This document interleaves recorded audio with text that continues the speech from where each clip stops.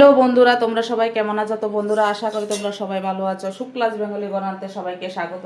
তো বন্ধুরা, আজকে আমি আরেকটা রেসিপি নিয়ে চলে এসেছি। দেখো, আজকে আমি হাঁসের মাংস, এখানে পেঁয়াজ রসুন আদা মশলা টশলা দিয়ে সব আদা জিরের গুঁড়ো, ধনের গুঁড়ো, কাঁচা লঙ্কা বাটা, পেঁয়াজ বাটা, রসুন বাটা সব দিয়ে আমি মেখে নিয়েছি, গোলমরিচের গুঁড়ো।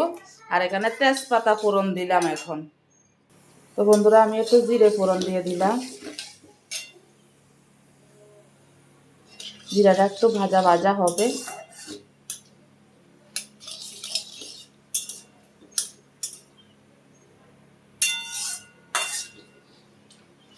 এখন মাংসগুলি দিয়ে দেব। পেঁয়াজগুলো আমি মেখে নিয়েছি, একটু গোটা রসুনও দিলাম। তো বন্ধুরা, তোমরা কে কে হাঁসের মাংস খেতে ভালোবাসো দিদিভাইকে অবশ্যই কমেন্টে জানাবে।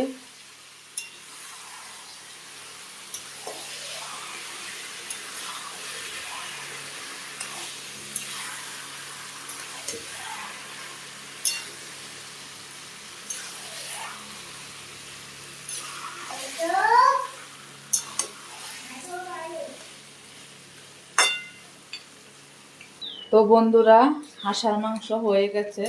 তো বন্ধুরা, এরকম কষা কষাই থাকবে।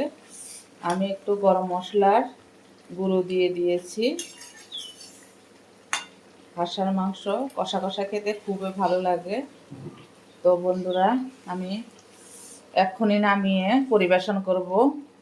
এই মাংসটা রান্না কেমন লেগেছে অবশ্যই তোমরা এরকম করে রান্না করে খেয়ে দেখবে। ভালো লাগলে like share comment subscribe notification করে দেবে।